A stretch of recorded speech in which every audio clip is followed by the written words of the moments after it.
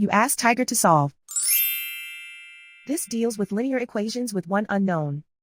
The final result is f equals 90. Let's solve it step by step. Group all constants on the right side of the equation.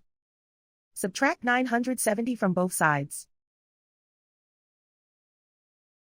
Group like terms. Simplify the arithmetic.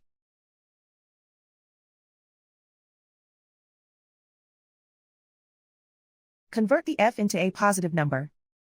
Multiply both sides by -1. Remove the ones.